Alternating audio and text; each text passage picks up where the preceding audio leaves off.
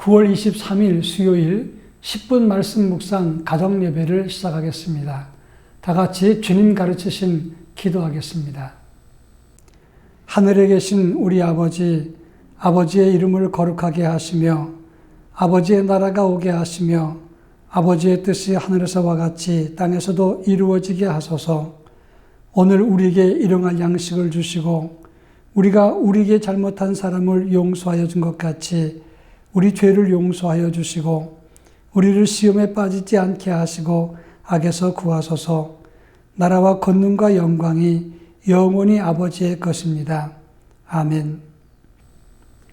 찬송가 300장 내 맘이 낙심되며 찬송가 300장을 함께 부르겠습니다.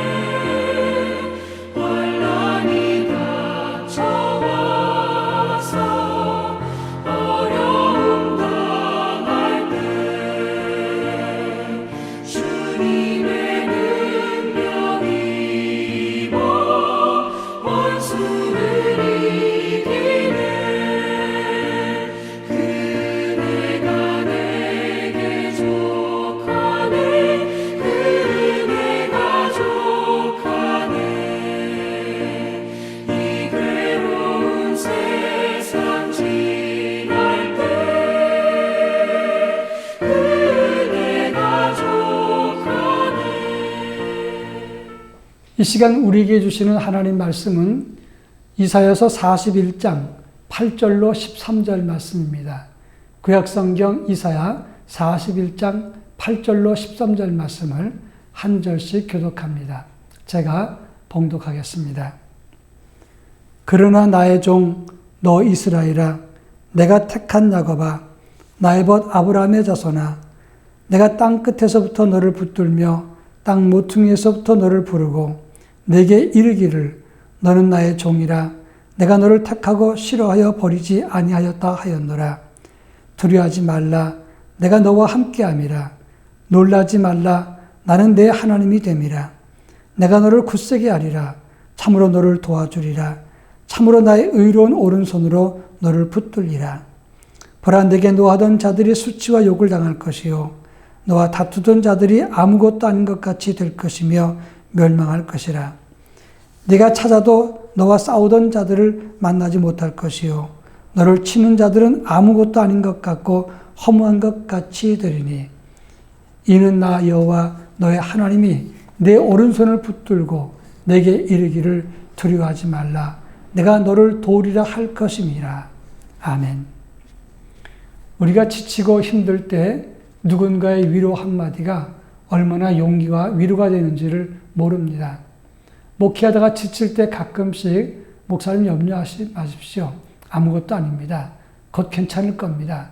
이렇게 말해주는 위로가 사실은 엄밀한 의미에서 염려하지 않을 근거는 없습니다만은 그것이 큰 위로가 되고 염려하지 않게 되는 경우를 많이 경험했습니다. 여러분, 재벌이나 대통령이나 아니면 힘 있는 사람이 만약에 여러분이 위험하고 어려운 일을 만났을 때 내가 전적으로 책임지고 돕겠다고 말한다면 여러분 어떤 마음이 들겠습니까? 아마 굉장히 큰 위로가 될 것입니다. 오늘 우리가 읽은 본문의 말씀도 마찬가지입니다. 바벨론에 의해서 이스라엘이 멸망당하고 유린되고 황폐해졌을 때 그때 사람들은 이렇게 말합니다. 우리 하나님은 어디 계시고 그리고 우리가 기도한 것은 왜 하나님께 상달되지 않고 벗어났느냐. 낙심한 그들이 하나님을 향해서 말합니다. 하나님은 어디 계십니까? 이렇게 말했던 그들에게 위로의 말씀이 이사야서 41장의 말씀입니다.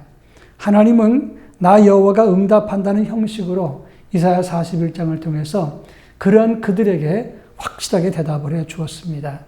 하나님은 지금도 지치고 힘든 우리에게 지금도 이 말씀을 통해서 역사하시고 응답하고 계십니다. 이 말씀의 내용을 보면 첫 번째로 8절과 9절 말씀입니다. 너희는 하나님 앞에서 누구인가를 설명하고 있습니다. 너는 나의 종 이스라엘아, 나의 택한 야곱아, 나의 벗 아브라함의 후손아라고 말씀하고 있습니다. 내가 너를 땅끝에서 붙들고 땅 모퉁이에서 너를 부르고 너는 나의 종, 내가 너를 택하고 싫어하여 버리지 아니했다라고 말씀을 했습니다. 여기서 세 가지 똑같은 말이 나옵니다. 나의 종 이스라엘아, 나의 택한 야곱아, 나의 벗 아브라함의 후손아, 이렇게 말씀했습니다. 이것은 이스라엘 야곱을 지칭하는 그런 말입니다. 이렇게 세 번 부르는 것은 가까운 사이에서 그와의 관계를 설명한 것입니다. 제가 어떤 집사님이 자기 손녀딸 부를 때 아이고 내 새끼 귀엽고 소중하고 우리 가정의 행복 누구야 이렇게 말하는 걸 들었습니다. 여러분, 여러 가지 다 수식어가 있지만 결국은 그 사람을 말하는 겁니다. 이것처럼 하나님은 우리를 향해서 나의 종, 나의 택한, 나의 벗 이런 말로 말씀하시면서 우리가 누군가를 설명합니다. 우리는 분명히 하나님의 벗이고 하나님의 자랑이고 하나님의 선택이고 하나님의 자녀인 것입니다. 이 사실을 믿으면 우리가 어디에 놓여도 당당한 삶을 살 수 있다는 것을 기억해야 될 것입니다. 자, 그러면 두 번째로 오늘 본문에서 그렇게 하나님이 선택한 우리를 향해서 뭐라고 말씀하시는가 하는 점입니다. 5번이나 강조합니다. 두려워 말라, 놀라지 말라, 굳세게 하리라, 너를 도와주리라, 너를 붙들리라. 이렇게 5번 말씀하고 있습니다. 두려워하지 말라, 내가 너와 함께함이라. 놀라지 말라, 이렇게 말씀했는데 여기서 놀라지 말라라고 하는 말은 티시타라고 하는 단어를 씁니다. 이 말은 다급하고 위험한 상황 속에 놓였을 때 눈을 크게 뜨고 그것을 주목한다, 그런 의미가 있습니다. 또 굳세게 하리라고 했습니다. 누구도 손댈 수 없을 만큼 강하게 만들어준다, 이런 뜻입니다. 도와주리라, 이것은 더 이상 상대자가 없을 만큼 내가 너를 도와준다, 이런 의미가 있습니다. 붙들리라고 하는 말은 강한 방패가 된다는 뜻인데 큰 힘으로 너를 감싸준다. 방패가 너를 감싸듯이 너를 보호한다, 이런 뜻입니다. 이 한 절에 5번이나 이렇게 하나님께서 우리와 함께하는 것을 강조한 것은 그만큼 우리에게 강력하게 약속하고 있는 약속이라고 말할 수가 있을 것입니다.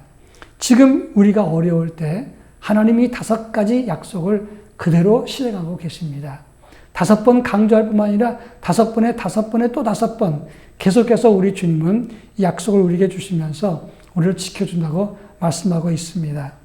그런가 하면 이제 마지막으로 11절부터 12절에 보면 하나님이 함께 하실 때 우리와 노하던 자들, 우리와 다투던 자들, 싸우던 자들을 찾아도 만나지 못할 것이고 나를 치던 자들이 아무것도 아닌 것 같이 허무하게 된다고 말씀을 했습니다. 그 많던 위협과 시련과 회방과 싸움, 흔적조차 없을 것이다. 이렇게 말씀하고 있는 겁니다. 여러분, 당장 당할 때는 정말 별거 아닌 문제지만 그것이 내 인생을 억압하고 내려누를 때가 있습니다. 모든 문제가 해결되고 나면 그 문제 때문에 내가 왜 이렇게 큰 고민을 했지? 이런 생각이 듭니다. 이것처럼 지금 당장은 우리가 여러 가지 힘든 일 때문에 지치고 눌려 있지만 하나님이 함께 할 때 다 사라지고 아무것도 아닌 것처럼 된다고 말씀하고 있는 것입니다. 여러분, 하나님을 주목하시길 바랍니다. 우리가 두려움 주는 것만, 그 두려움만 묵상을 하게 되면 아무것도 보이지 않습니다. 하나님의 손길도, 하나님의 위로도, 하나님의 보호도 보이지 않지만 우리가 주목할 것은 두려움이 아니라 우리를 지켜주시는 하나님이 되는 겁니다. 하나님을 주목할 때 우리를 지켜주시고 우리를 담대케 하십니다. 오늘 하루도 하나님을 묵상하는 중에 당당하고 담대한 믿음의 삶을 살아갈 수 있기를 바랍니다. 다 같이 기도하겠습니다. 오늘 기도는 하나님의 도우심을 붙잡고 당당한 삶을 살도록 기도하시기 바랍니다.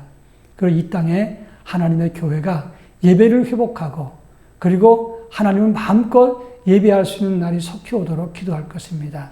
다 같이 기도하겠습니다.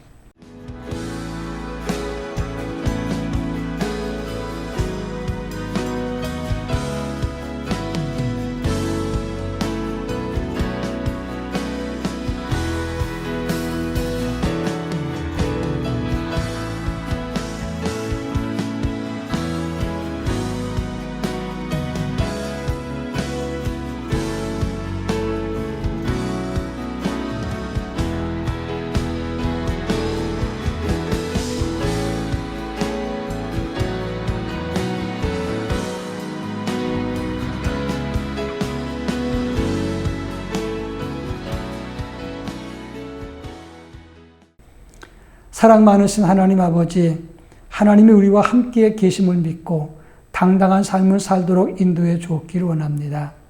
고난과 역경과 두려움을 묵상하지 않게 하시고 우리를 지키시고 보호하시는 하나님만 바라는 중에 어느 것에 놓이든지 당당하게 하옵소서. 이 땅에 하나님의 교회가 다시금 부흥하게 도와주옵소서. 하나님의 교회를 이곳에 세워주시고 여기까지 이끄신 하나님, 이제 예배를 회복하고 영성을 회복하고 다시금 제2의 회복을 통하여 하나님 나라가 이 땅에 펼쳐지게 도와주시고 그동안 깊이 반성하며 새로워질 수 있도록 저희들에게 은혜를 덧입혀 주옵시고 우리 교회도 이번 기회를 통해서 새로운 믿음으로 다시금 일어설 수 있도록 은총을 더하여 주시옵소서. 예수님의 이름으로 기도합니다. 아멘.